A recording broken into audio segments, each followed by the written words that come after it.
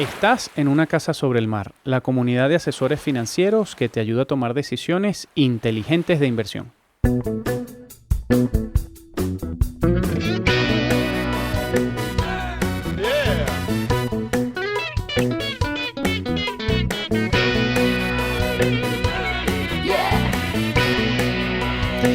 Hola a todos, gracias por estar escuchando nuestro podcast en Una Casa sobre el Mar. Hoy grabando un capítulo muy destacado porque cerramos nuestra quinta temporada, una temporada muy intensa en la que hemos conocido a muchos amigos, hemos sido acompañados además por nuevos compañeros de viaje, que esto lo venimos contando desde hace ya meses. Y hoy se suma a nuestra comunidad Javier López de Heredia Sánchez, quien es director de banca privada, banca personal y productos de inversión en Unicaja Banca Privada. Bienvenido, Javier. Muchas gracias, Francisco. Nada, a ti por sumarte. Gracias también a tu equipo de comunicación que hemos estado en contacto con ellos desde el primer momento y encantados de tenerte aquí con nosotros. Un placer y muchas gracias por la invitación. Sí, señor. Oye, Javier, mira, para introducirte, naces en Oviedo. Y antes fuera de micro hablábamos que ya tienes casi 15 años aquí en Madrid. Ahora contaremos un poco tu historia. Pero naces en el norte de España, en Asturias. Y uno de tus mayores hitos personales, cuando te preguntábamos para conocerte y a introducirte, fue aprobar un proceso de selección para 200 plazas entre 22.000 participantes. ¿Esto cómo sucedió? ¿Cómo lo cuentas? Pues está relacionado además con toda mi vida laboral, ¿no? Porque ese proceso fue el que originó que hoy esté trabajando donde estoy, ¿no? A pesar de que se hayan producido un montón de fusiones y, digamos, historias a lo largo del camino, pero digamos que fue un poco el origen de todo. Y fue un poco pues casi me atrevería a decir una casualidad, ¿no? Porque sacó en aquel momento la Caja de Ahorros de Asturias, Cajastur, un proceso de selección para escoger 200 comerciales en el año 99 y me animaron mis padres a participar. Yo estaba todavía en mitad terminando la carrera y demás, y me dijeron, oye, pues ¿cómo no te animas? ¿Cómo no te apuntas? Y tal. Yo estaba pensando eso, en terminar la carrera, pues irme al extranjero un año, pues a mejorar el inglés y todo esto. Bueno, y el caso es que me apunté y al rato pues dicen, bueno, hay 22.000 inscritos. Y eso da vértigo. Sí, da un poco. A ver, me daría vértigo hoy sabiendo lo que me podría haber perdido si no hubiera aprobado, ¿no? Verdad. Pero en aquel momento, me pareció, pues, no sé, una sorpresa. Y al final, creo que más que por prepararlo en sí mismo, el reto fue pues por superarlo, ¿no? Porque era un examen eran varios exámenes que duraba como 5 horas en unos pabellones en la Feria de Muestras de Gijón. Hay un porrón de gente. Y creo que fue un hito porque, aunque solo sea por un tema estadístico, ¿no? Entre 22.000, estar dentro de esos 200, pues la verdad fue un hecho bastante relevante y además desencadenó que entrase en una entidad donde me fui sintiendo a gusto y donde fui evolucionando profesionalmente y casi hasta el día de hoy, ya digo, habiendo pasado pues muchas vicisitudes distintas. Sí. Seguro que es un hito, ¿eh? O sea, a mí me pareció impresionante, por eso quería que profundizáramos, o sea, que enhorabuena. Gracias. Luego, una fecha que tenga un significado importante para ti, ¿por qué? Nos dabas dos y el 17 de agosto de 2012 que nace tu hija Sofía y el 29 de abril del año 2015 que nace tu hijo Javi. Sí, que ya correcto. Tienen 12 y 10 o hacia 13 y 10, ¿no? Sí. Pues de aquí les mandamos un abrazo también a tus hijos. Claro, y en este sentido no podías escoger, nos decía, oye, no puedo escoger ninguna porque es el hito personal. Yo sé que no es, a lo mejor no es una respuesta muy original, pero es que son las fechas más importantes, ¿no? Totalmente. Y además mi mujer estaría de acuerdo conmigo, también podría decir la fecha en la que la conocía a ella, pero me habías pedido una fecha y ya te he dicho si empiezo aquí a acumular. Sí. Recuerdo para ella también. Efectivamente, el núcleo familiar al completo, ¿no? Sí, tal cual. Oye, y luego un hecho específico que represente un punto de inflexión en tu trayectoria profesional, nos contabas que en el año 2011 aceptas una propuesta del banco para irte a vivir a Madrid. Y abandonas un poco la carrera directiva en la red de oficinas para empezar la andadura en el ámbito de estrategia, ¿no? Que es a día de hoy también lo que has seguido desarrollando, ¿correcto? Sí, ahí se juntaban dos cosas, ¿no? Por un lado, me iba de mi ciudad después de prácticamente toda la vida viviendo allí, salvo el inicio, que bueno, estuve unos meses trabajando en Bilbao, pero bueno, pues suponía cambiar y además no tuve mucho tiempo para decidir, fue casi de un día para otro coger la maleta con 4 cosas e irse, ¿no? Entonces, desde el punto de vista geográfico, bueno, pues era un reto que tampoco un reto gigantesco, porque la gente ahora pues oye, ya está acostumbrada a moverse y salir y demás, pero bueno, para alguien que es de Oviedo, que lleva 11 años en su ciudad a la que quiere mucho, pues cambiar de ámbito pues supone un cierto reto, un cierto reto personal. Y luego en el ámbito profesional, porque yo había estado toda mi vida en la red comercial, en oficinas, en banca privada, y esto suponía dar un salto pues como a la otra barrera, ¿no? La parte más de estrategia, claro, que es un poco lo que he venido haciendo en los últimos años en distintos ámbitos, y luego pues en la última etapa ya en lo que sería la parte de la estrategia de banca privada, de productos de inversión y demás. Pues yo siempre creo que yo que me he movido también un par de veces quizás, o sea, yo siempre creo que necesitas valentía para hacer movimientos, sea de 100 kilómetros o de 5.000, ¿no? Sí. Y es verdad que o sea, Madrid tiene un ecosistema laboral muy distinto y un ecosistema también social diferente, o sea, que te tienes que igual adaptar a si estés dentro de España a nuevas realidades. Sí, yo estoy de acuerdo con lo que dices, Francisco, porque no tengo la experiencia que a lo mejor puedan tener otras personas que han trabajado en el extranjero, que ahí puede haber temas culturales importantes, pero el hecho de cambiar de una ciudad de 200.000 habitantes a una de 3,5 millones o 5 si incluyes el resto, pues bueno, tiene eso aquel, ¿no? Que si tú pues a lo mejor te vas a una ciudad del extranjero, pero que ya es una ciudad grande o una capital en la que estás acostumbrado a un modo de vida distinto, ¿no? Claro. Pero bueno, cada cosa tiene sus desafíos, ¿no? Porque claro, entiendo que entonces Sofía y Javi nacieron en Madrid. Nacieron en Madrid. Sí, claro, ya estabas aquí. Sí, claro. Okay. Bueno. ¿Y vas mucho? ¿Vas mucho por Oviedo? Bueno, sí, tengo allí a mis padres y tengo a mis hermanos y bueno, pues intento ir por lo menos 4 veces al año, en Navidades, luego en verano, que lo intentamos pasar ahí, en Semana Santa y bueno, algún fin de semana si coincide pues con algún cumpleaños, pues intentamos hacer alguna escapada porque me gusta y luego porque si no me riñen porque los abuelos quieren ver los nietos, ¿no? Esa es la historia de todo padre que no vive en la ciudad de los abuelos. Sí. Tal cual. Tenemos un par de miembros de Una Casa sobre el Mar que hemos entrevistado en Oviedo y es una ciudad preciosa que cada vez está como más cuidada, más bonita, no sé.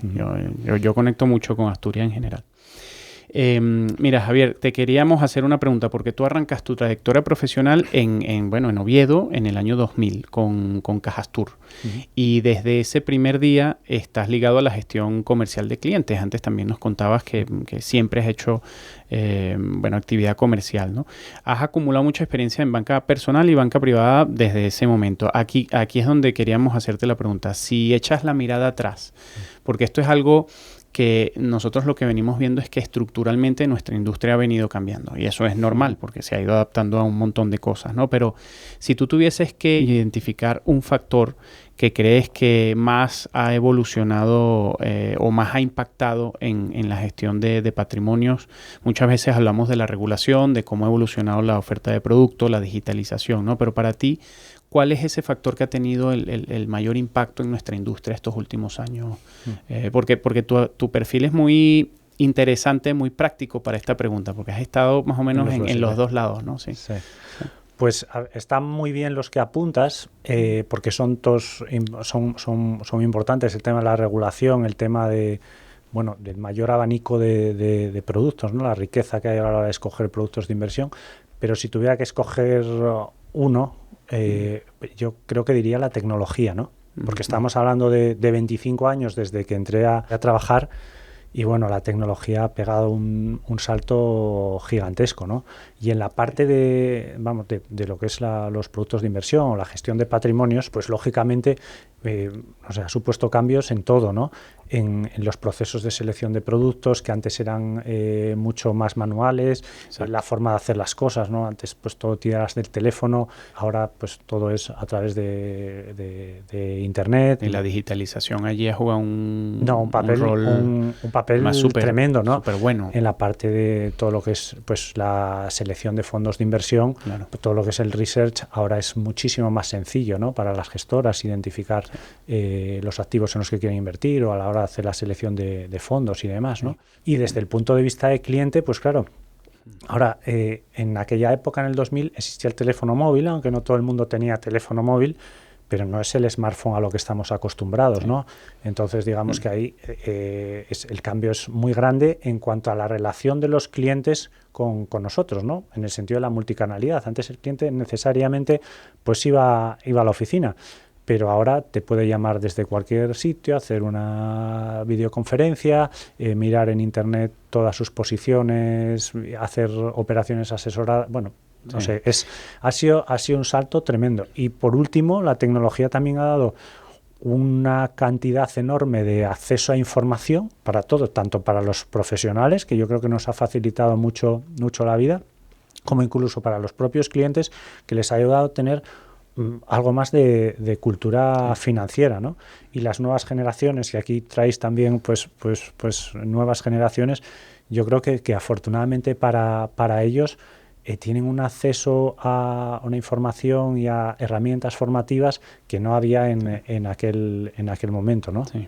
Eso es verdad que de lado y lado, tanto del lado de oferta de productos, o sea, casa que construye el producto como aquel que lo consume, que son las bancas privadas, al final la banca comercial en general, es verdad que ha sido un salto impresionante. Antes hablabas del móvil, el móvil hoy en día es un ordenador, ¿no? Sí, es un ordenador mucho mejor que los ordenadores que había hace 10 años. Hace 10 años, ¿no? Una herramienta increíble. Sí. Aquí además, vamos, por comentar un poquito más, también lo que es la oferta de productos, con toda la evolución tecnológica, pues se ha enriquecido muchísimo, ¿no? Respecto a las alternativas que tenías antes. Pero dicho todo esto, en lo que es el trabajo de gestión de patrimonios, yo me atrevería a decir que no ha cambiado tanto respecto a hace 25 años. Porque al final es fundamental el tener una persona de confianza, pues un banquero privado, y esto va pues de relaciones humanas. Es cierto que complementadas con apoyos tecnológicos, con herramientas, con multicanalidad, pero sigue siendo clave el papel que juega una persona a la hora de acompañar al cliente, al menos en mi opinión. Sin duda, yo creo que todos opinamos muy parecido, porque la disrupción de la tecnología está allí, ha llegado y seguramente seguirá avanzando, pero si hay algo que creo que va a quedar en la esencia de nuestra industria es justamente las relaciones humanas de confianza. Sí. Y Javier, mira, preparando la entrevista seguíamos algunas intervenciones que has hecho en medios muy interesantes, te decía antes, la verdad que sí. Gracias. Y hace poco participaste en un evento de Business Insider y dejabas esta frase, porque además en tu respuesta anterior comentabas el tema de la formación del cliente final, ¿no? Y decías, el ciudadano debe tener unos conocimientos financieros básicos que le permitan tomar decisiones adecuadas, ¿no? Si tuvieses que proponer una idea concreta, porque estamos todos intentando aportar, ¿no? Sí. Nuestro granito de arena, ¿no? Pero si tú tuvieses que pensar en una idea concreta para que el ahorrador o inversor mejore su conocimiento en finanzas personales y entendiera la importancia que tiene un asesoramiento financiero profesional, porque yo creo que ese es el gran reto también de nuestra industria, hacernos casi que imprescindibles, ¿no? Para el, digamos, el desarrollo patrimonial de una familia, de un ahorrador, de un inversor. ¿Qué propuesta pondrías sobre la mesa? Esa es la primera, luego tengo otra. Vale. Solo me dejas escoger siempre una cosa, me lo pones difícil. Pero mira, yo cuanto elemento...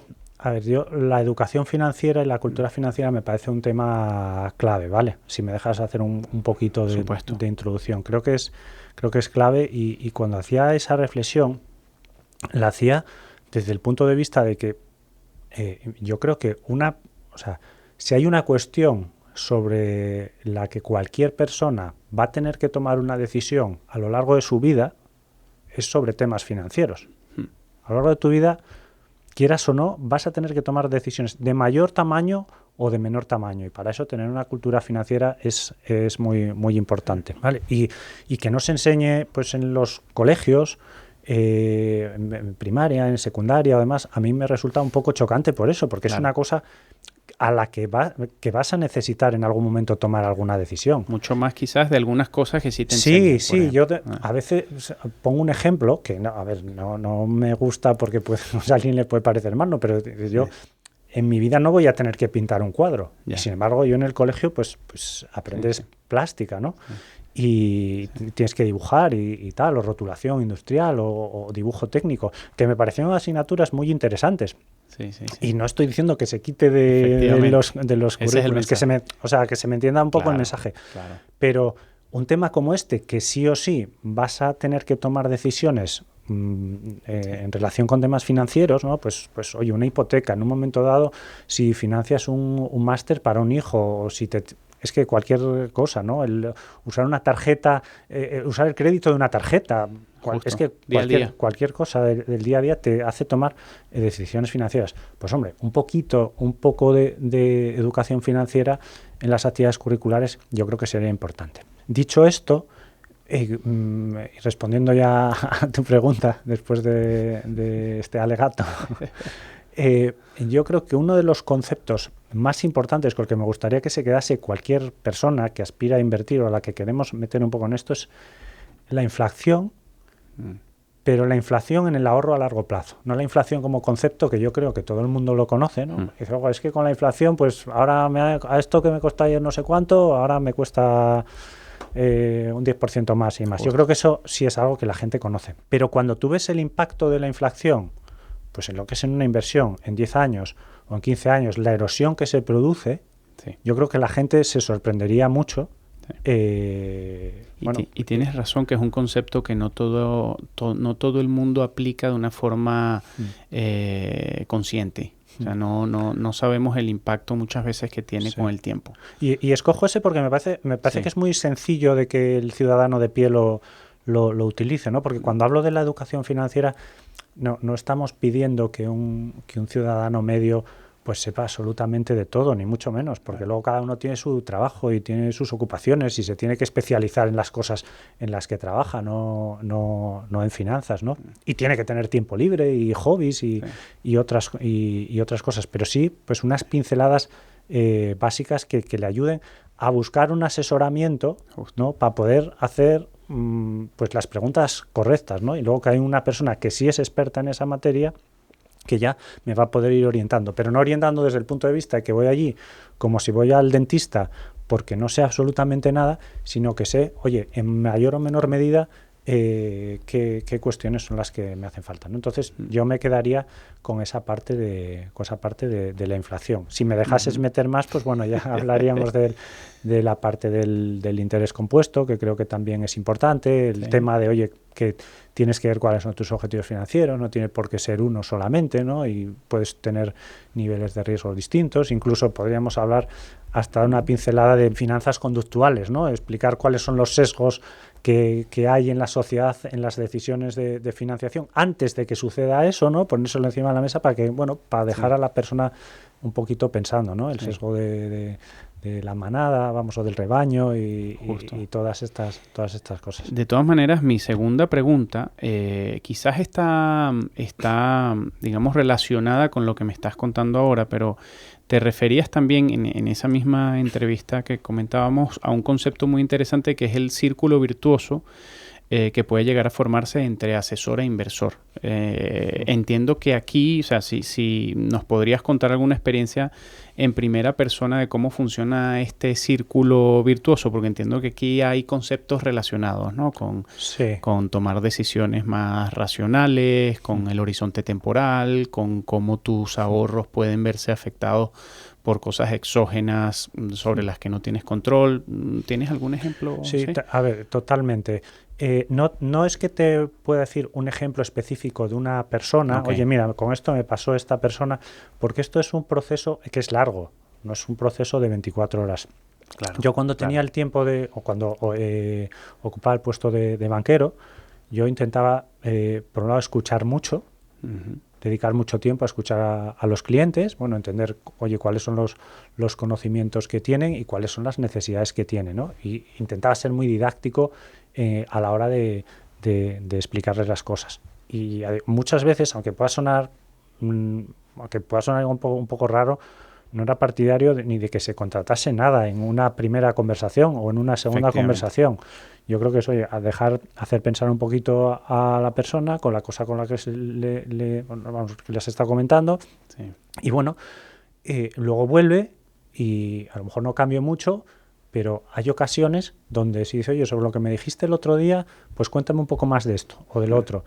Y lo que descubres con el tiempo es que si un cliente va cada vez teniendo más conocimientos financieros, es un cliente más exigente, sí, pero el trabajo del gestor es mucho más sencillo, porque puedes tener una conversación distinta. Claro. Te puedo hacer más challenge, ¿vale? Pero es más sencillo poder hablar con él y llegar a alcanzar acuerdos, ¿no? Y luego lo entenderá, entonces tendrás tú más posibilidad. Nunca vas a ver todo, pero sí es importante que pueda hacer esas preguntas, ¿no?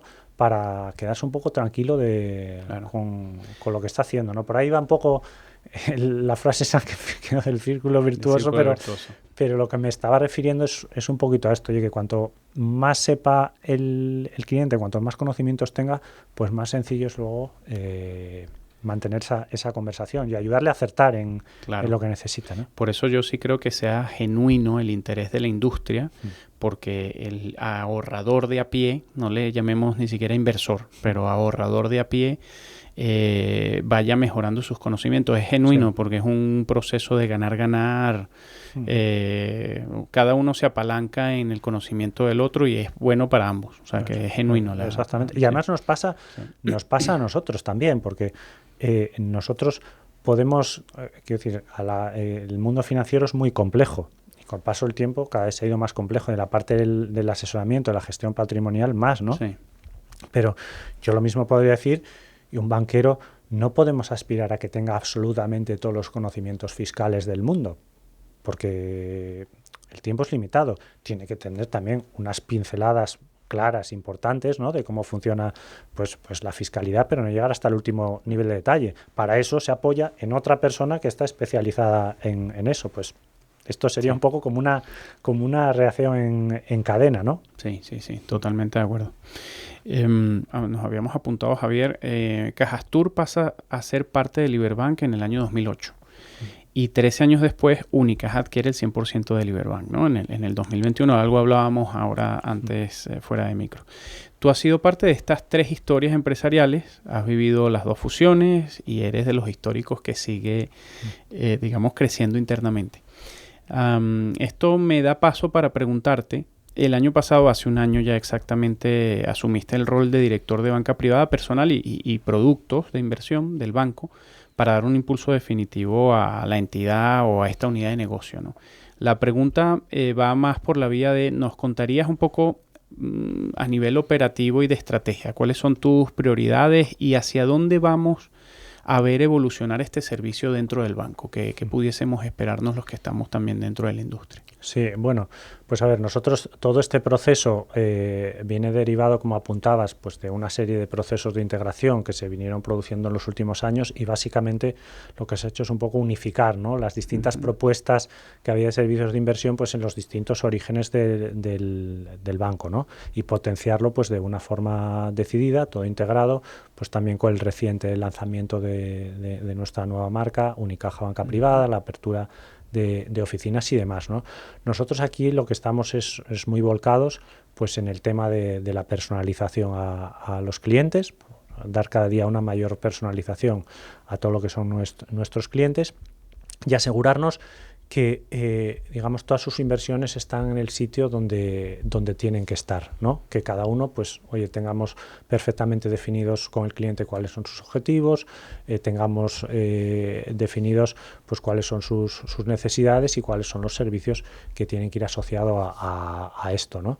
Estamos apostando mucho, bueno, un servicio como este es imprescindible, pues todo lo que es la personalización, tanto como lo que es la incorporación de gestores gestores como la apertura de nuevos centros, pero aquí siempre lo hacemos combinado con nuestra red de oficinas. Tenemos casi 1000 oficinas y eso para nosotros es un elemento de valor añadido a la hora de aportarle proximidad y cercanía al cliente, ¿no?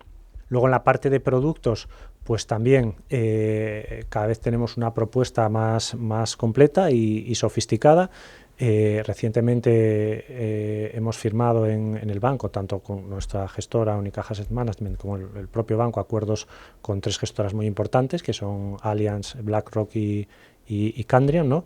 Para potenciar toda la que es la oferta de servicios, de manera que nuestros clientes pues puedan acceder a cualquier tipo de activo en cualquier parte del mundo, ¿no? Ya sea bajo el formato de asesoramiento o gestión discrecional de carteras, en función de las preferencias que tenga cada uno de los clientes. Y por último, todo esto acompañarlo de la capa de tecnología, que creemos que es clave, ¿no? De aquí a los próximos años, ese encuentro entre lo que es la tecnología y la parte humana, ¿no? Acertar con la incorporación de la inteligencia artificial que vamos a ir incluyendo en nuestros procesos comerciales y demás, ¿no? Digamos, un poco estas son las 3 piezas, y a lo que aspiramos es eso, pues a convertirnos en un banco de referencia en banca privada, mejorar la calidad de servicio a nuestros clientes y ya está. Es un resumen estupendo, porque además es un trabajo que seguramente, bueno, viene haciendo estratégicamente el banco desde hace tiempo, ¿no? Y ahora estás plasmando un poco. Sí, ahora tiene más visibilidad, ¿no? Bueno, cuando lanzas la marca eso es algo muy tangible, ¿no? Claro. Todo el trabajo de los meses de los meses anteriores y todo lo que todavía se va a seguir trabajando, pues bueno, ve un poco su refrendo en eso, ¿no? Por eso esperas también un poco a lanzar las cosas, a que hayas podido ir haciendo unos trabajos estupendo, previos, ¿no? Estupendo. O sea, Javier, si te tuviese que preguntar por viendo esta transformación, ¿no? En general y y los recursos que está evidentemente el grupo poniendo a disposición de todas estas unidades, ¿hay algún servicio diferencial o hay algún factor diferencial que creas que el grupo como tal, Unicaja, va a poner sobre la mesa también en este sentido? Porque es verdad que la banca privada es una industria cada vez con mayor competencia, ¿no?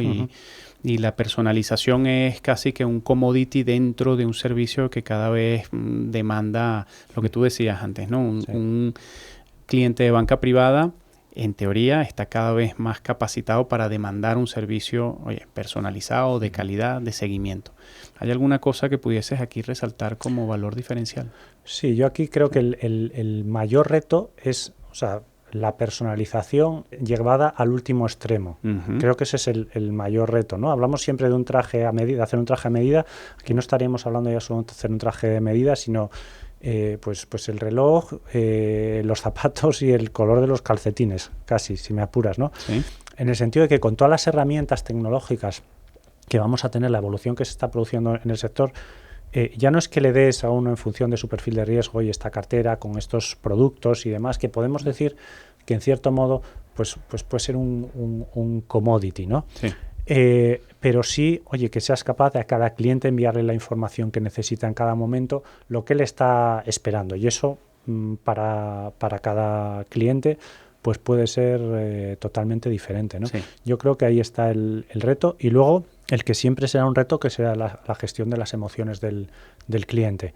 Y aunque pueda sonar baladí, porque decimos, bueno, eso es algo que llevamos haciendo siempre, es cierto que en la industria siempre lo hemos intentado hacer, pero luego la realidad es que no lo conseguimos. No, porque cuando se produce, hay una guerra o hay una crisis, o a Trump le da por decir no sé qué, pues es cierto que en las últimas decisiones de Trump no fue a lo mejor tan...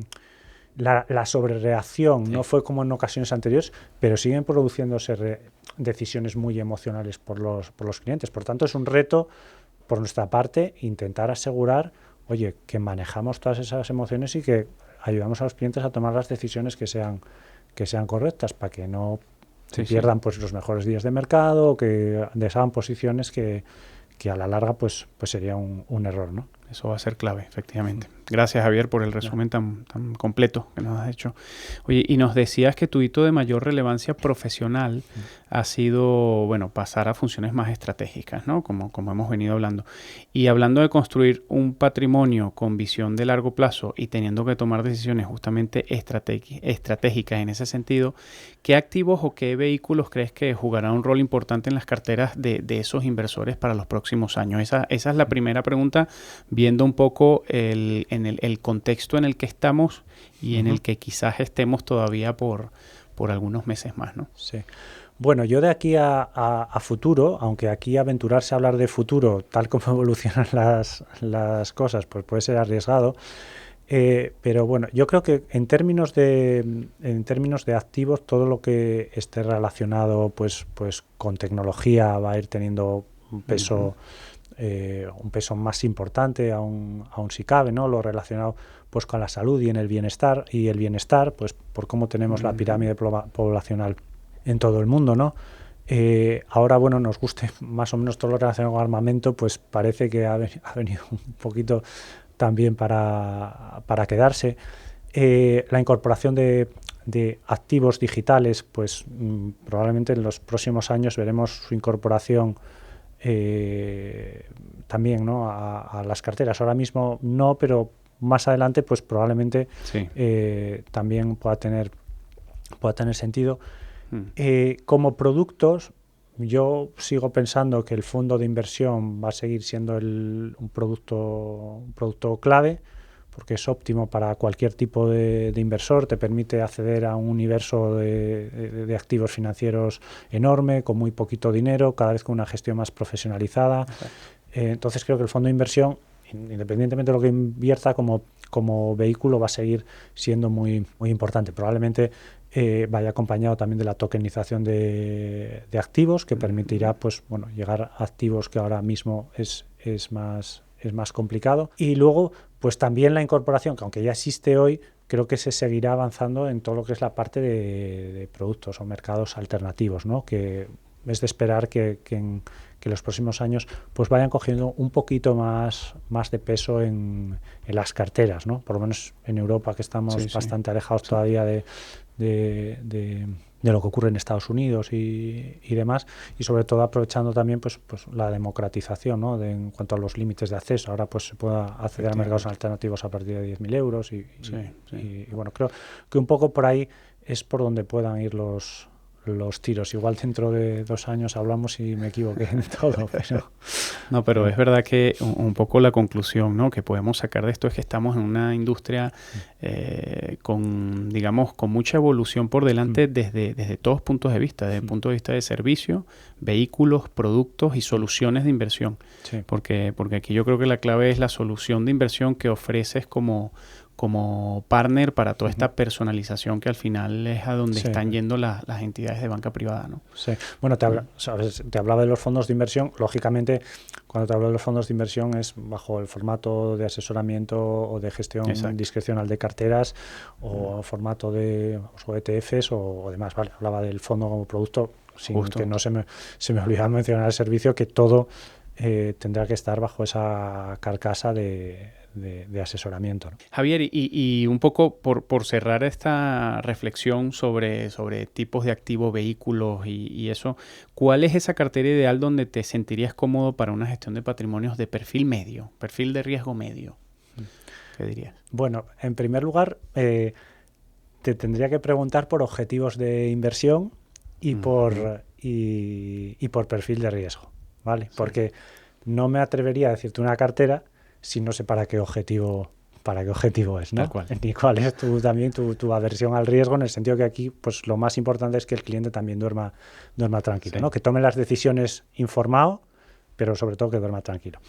Pero bueno, por no salirme por la tangente, si tuviera que dar una respuesta para un inversor de perfil medio en una inversión, vamos a suponer a largo plazo, yo con lo que estaría súper cómodo siempre es con una cartera que invierta en multiactivos, pues vamos, que vía fondos de inversión, con fondos de fondos, que invierta pues prácticamente la totalidad en renta variable, súper diversificado en todo el mundo y en todo tipo sectores y regiones y demás. Yo eso es en lo que me sentiría muy cómodo. Eso lo podríamos acompañar luego en función, ya digo, de alguna preferencia mayor o menor, pues algo a lo mejor de renta fija flexible, que te permita jugar pues con la duración y también acceder.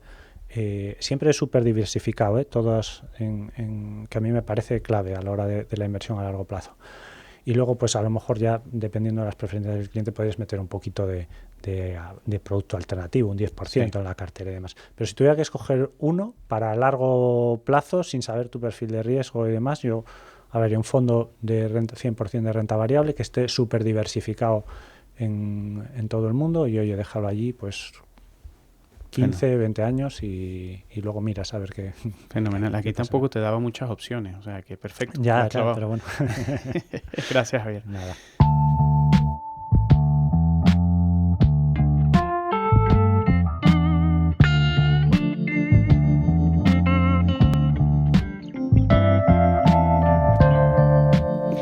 Javier, para que nos dejes tu contribución en nuestra sección de Un Faro sobre el Mar. Como sabes, es esta sección donde intentamos justamente lo que hablábamos antes, contribuir un poco a la formación de todos los que nos escuchan, que generalmente son ahorradores, inversores, asesores, ¿no? Aquí tenemos una comunidad muy amplia. Te hemos pedido que nos expliques de forma clara y sencilla qué es un ETF y qué lo diferencia de un fondo indexado. Bueno, pues un ETF, para el que no lo conozca, bueno, es el acrónimo de Exchange Traded Fund, que al final lo podemos resumir como un fondo cotizado, ¿no? Es un fondo de inversión que a efectos prácticos lo que funciona es como una acción en términos de operativa, ¿no? Y en términos pues también de otros elementos como podría ser fiscalidad y demás. Si nos centramos en la parte en lo que sería indexado, ¿no? Porque ETFs puede haberlos indexados o puede haber ETFs de gestión activa y demás, puede haber de muchos tipos, ¿no? Pero si comparamos lo que es un ETF indexado con un fondo de inversión normal, por así decirlo, también que indexado, en términos de activos en los que invierte, sería muy parecido. Los dos lo que intentan buscar es replicar un índice, los resultados de un índice, tanto en uno como en otro.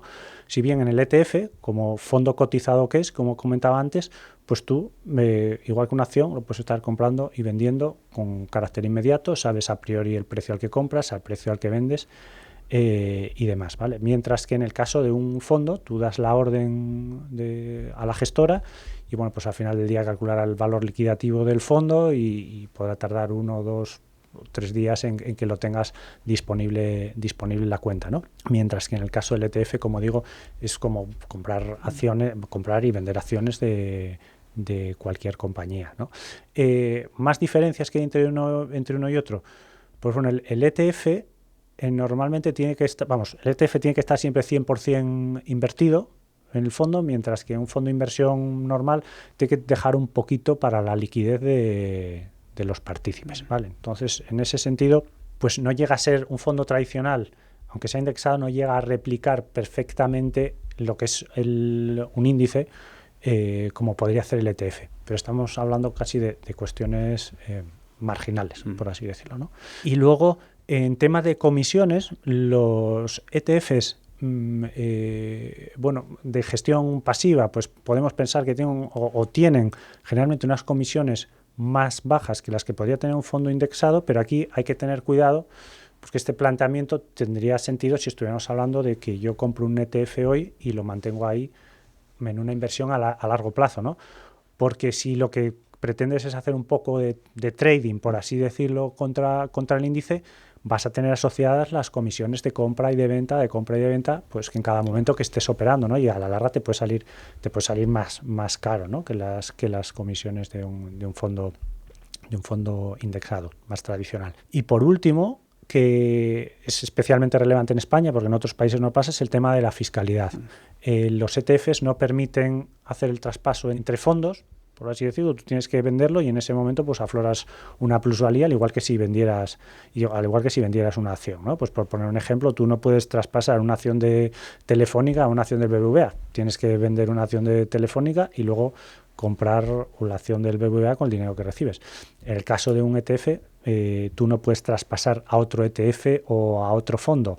Necesariamente tienes que hacer un reembolso y en ese momento pues te va a tocar tributar, igual que pasaría con las acciones. Mientras que en los fondos tradicionales, pues como todos sabemos, pues en España tiene esa ventaja fiscal de que todo lo que son los traslados de fondos pues no están sujetos a tributación, ¿no? La tributación se produce en el momento final que se produce pues la suscripción o el reembolso.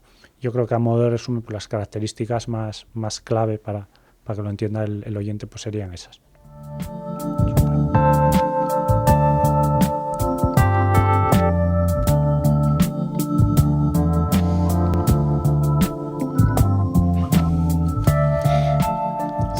Javier, pues aquí hemos hablado de todo un poco. La verdad que ha sido muy completo porque nos has contado tu arranque, ese proceso de selección del 1%. Estaba más o menos calculando ahora. Sí. Entraste dentro del 1% de las posiciones abiertas en ese proceso del 99 en el que participaste y el que ha sido un poco la base de todo este desarrollo de tu historia profesional durante todos estos años, ¿no? Y ha sido muy interesante entender también la estrategia que vas a desarrollar o que estás desarrollando desde hace ya algo más de un año en Unicaja, porque es verdad que estamos viendo que el grupo está siendo muy activo en presentar su nueva propuesta, su nueva marca y es interesante tenerte aquí para conocer de primera mano todo esto. Ahora, queremos hacerte algunas preguntas de corte un poquito más personal, ¿no? Que también es la parte divertida de la entrevista. ¿Alguien te ha dado alguna vez algún buen consejo? ¿Cuál fue? Si lo puedes compartir con nosotros. Sí, a ver, he recibido muchos buenos consejos a lo largo de la vida, tanto personal como profesional. Además, me suele gustar bastante escuchar los consejos de la gente, pero si me tuviera que quedar con uno, me quedaría con uno que me dio mi padre, y no solo una vez, sino que todavía me lo repite continuamente, que es: en lo que hagas, diviértete. Trabajes de lo que trabajes, intenta encontrarle, sobre todo, bueno, cuando los momentos hay un poco más malos o de presión o tal, dice, es igual, tú intenta encontrarle un poco de diversión a lo que haces. Y es algo que no siempre lo consigo, pero es algo que lo llevo grabado a fuego. Me parece un buen consejo. Pasamos mucho tiempo, ¿no? Al final esto es... Sí. O sea, gran parte del día de la vida la pasamos trabajando. O sea, que tiene mucho sentido. Oye, y... un valor que quisieras tú y tu mujer que Sofía y Javi llevaran grabados a fuego. ¿Cuál sería? Sí, aquí pueden ser varios. A ver. Aquí pues ya está. Sí, bueno. Mira, por no abusar, ¿no?, de esta nueva libertad que me otorgas, mira, voy a decir dos que creo que están ligados, ¿vale? Por un lado sería la empatía. Sí. Y ponerse siempre, intentar pensar cuáles son las circunstancias que rodean a la otra persona y demás, ¿no? Antes de prejuzgar o de tomar una decisión o de decir. Y luego el respeto, que creo que van muy ligadas. Y eso es lo que intentamos inculcarles y esperamos conseguirlo, ¿no? Pues que tengan empatía. Oye, hay muchas personas, son distintas, cada uno con distintas sensibilidades, con formas de pensar distintas. Yo creo que todas tienen cabida y todas, pues, hay que respetarlas, ¿no? Sí, totalmente. Oye, ¿y cuál ha sido el momento más desafiante de tu vida? Y ese momento, ¿cómo lo superaste? Bueno, pues momento desafiante te diría que fue en el año 2006. Me animé a hacer un máster de la Universidad de Deusto. Y en ese momento además estaba con cambios dentro del banco y demás, y que me supuso estar pues durante un año y medio o algo más de un año y medio desplazándome a Madrid todos los fines de semana, ir también a Bilbao algún fin de semana y demás, y compaginar pues todo lo que era estudiar en aquel momento, bueno, perder un poco los fines de semana, desplazamientos y demás, compaginar todo eso pues con lo que estaban siendo cambios en mi vida laboral, ¿no? Entonces, bueno, la verdad es que fue un reto bastante importante. Me costó encajarlo, pero, encajar, digamos, todas las piezas, horarios, vacaciones, exámenes y demás, pero bueno, lo hice con ilusión y creo que se superó con creces. Sí. Bueno, bien. Oye, ¿y una característica, Javier, de tu personalidad que no se ve a primera vista? Bueno, todos tenemos alguna cosa. Sí, ahí, ¿no? Yo aquí, si le preguntases a Cristina, mi mujer, sí, diría, al principio pareces como muy serio, pero luego tienes como mucho sentido del humor, mucho pitorreo, ¿sí?, encima, ¿no? Sí, sí, además es un sentido del humor que dice que es un poco absurdo, ¿no? Pero a mí me gusta mucho todo lo relacionado con juegos de palabras, con tal, y la verdad es que soy una persona en ese sentido de risa fácil, ¿no? Pues así, bueno, me gustan mucho Les Luthiers, el grupo argentino y demás, pero bueno, con cualquier cosa, pues la verdad es que soy de sonrisa fácil. Qué bueno, que no se pierda nunca, porque es verdad que yo creo que esa es otra de las cosas. En la pregunta de valores, te decía que pueden ser varios, porque también es verdad que estamos hechos de muchos valores, ¿no? Nuestros hijos, nosotros, y no solo uno, sino es la interacción entre muchos los que hacen que una persona pues vaya por la vida de una forma o de otra. Y yo creo mucho en el sentido del humor también. Sí, yo también. Me parece que, bueno, que ayuda mucho a superar la vida. Sí, y a sentirse bien. Uno cuando en general se ríe, pues claro, no se siente mal. Efectivamente. Qué bueno. Oye, ¿y cuál es el mejor atributo para poder estar 25 años en una misma entidad? Bueno, yo creo que diría un poco el compromiso, ¿no? Uh-huh. Al final, cuando llegas 25 años, pues y se van produciendo cambios, ¿no? Yo en mi caso, pues bueno, siempre venían como ofrecimientos, ¿sí? ¿Te apetecería hacer esto? ¿Te apetecería hacer esto otro? Oye, ¿cómo te sonaría irte a Madrid? Y más, cuando llevas mucho tiempo en una empresa, que no digo que sea lo óptimo tampoco, porque yo, admiro mucho a la gente que ha tenido diversas vivencias profesionales e incluso gente que ha emprendido y demás, ¿no? Pero para estar 25 años en una empresa yo creo que es importante pues el tema del compromiso, ¿no? El creer en un proyecto en el que estás y en ocasiones pues sacrificar algunas cuestiones por el hecho de pensar que estás aportando en algo de lo que te parece que formas parte, ¿no? Yo creo que sin el compromiso es difícil. Sí, muy bien. O sea que seguramente has seguido parte o completamente el consejo que te sigue dando tu padre de que además del compromiso yo creo que te diviertes también, ¿no? En lo que haces, o sea, se te nota que lo disfrutas. Sí, bueno, ha habido algunas etapas que se disfrutan algo menos claro, y demás, sí. Porque bueno, en 25 años de profesión pues pasa de todo, claro, ¿no? Efectivamente. Pero he intentado cumplirlo. Oye, y no sé si será Cristina o tu padre en este sentido, pero ¿con quién te tomarías un café para reflexionar? Ahí bueno, con cualquiera de los dos, con mi madre también. A ver, voy a darte dos respuestas, ¿vale? Sí. Porque, bueno, con mi mujer hablo permanentemente. Mi padre, desgraciadamente, lo veo menos, como te digo, aunque hablamos bastante por teléfono y demás. O sea, si escogería a mi padre, porque es una persona que además tuvo experiencia en el sector financiero, mucha experiencia en el sector financiero, y en ese sentido, pues oye, reflexionar tanto sobre todas las cosas que fueron pasando como las cosas que pueden pasar en el futuro, creo que lo tomaría con él. De hecho, es algo que hacemos y demás, ¿no? Porque en ese sentido ha sido un referente. Pero saliendo un poco de esto, mira, te voy a decir que a mí me gustaría tomar un café para reflexionar con Rafa Nadal. Sí. Y te digo por qué. Por un lado, desde el punto de vista profesional, porque el tenis, yo no sé jugar al tenis, ni mucho menos, ¿no? Pero, y más en su caso particular, me parece que es un deporte súper solitario en el que estás continuamente enfrentándote a situaciones de presión, ¿no? Y a ti mismo. Tú solo, contigo mismo, no tienes un entrenador al que decir, oye, espera, cuéntame, no sé qué, un tiempo muerto. No, estás tú ahí. Sí. Y oye, puedes ir ganando 40 nada, de repente tienes ahí un título a mano, fallas una bola, te empiezan a entrar las dudas. ¿Cómo manejar esa tensión en partidos importantes y demás? Me parece que sería súper rico de cara a aplicarlo profesionalmente. Efectivamente. Me parece muy útil. Y luego también, pues, oye, pues conocer vivencias, ¿no? De cosas que hubiera él que pudiera compartir en una carrera deportiva tan extraordinaria como la de Rafa Nadal. Sí. Y luego también me gustaría preguntarle, oye, un poco qué opina de la situación en la que estamos y cómo cree que podríamos mejorar un poco como sociedad, ¿no? En una época como la actual en la que hay tantísima crispación, que no sé, ¿cómo lo ve él como una persona, bueno, digamos, de referencia, que es respetado por mucha gente, yo creo que sí, con criterio, y que creo que genera bastante consenso en general en la sociedad por todo lo que consiguió, por su cultura de esfuerzo, por su forma de ser y demás?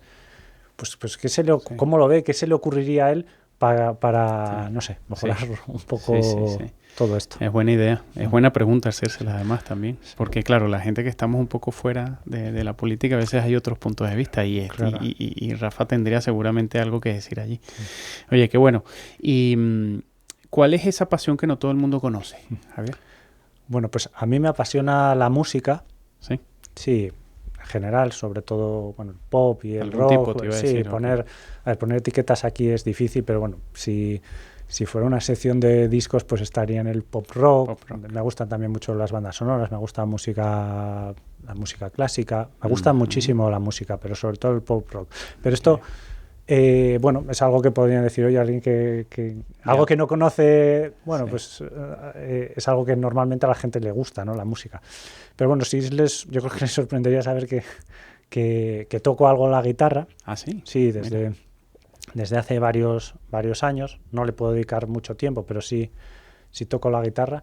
Y por si fuera poco, hace 3 años, pues me puse a aprender a tocar el piano también. ¡Qué maravilla! Entonces, pues estoy ahí entre...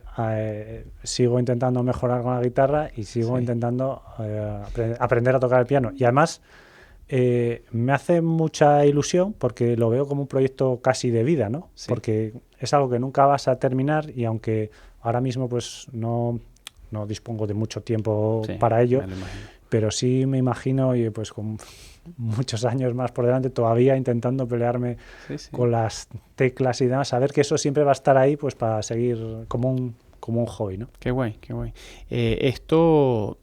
¿Tus hijos hacen música? O sea, ellos tienen base ahora no. Ahora mismo no. Y yo intento pues despertarles el gusanillo. Lo intento, pero bueno, de momento no les ha dado por ahí y creo que es mejor no intentar influirles si llegan ahí.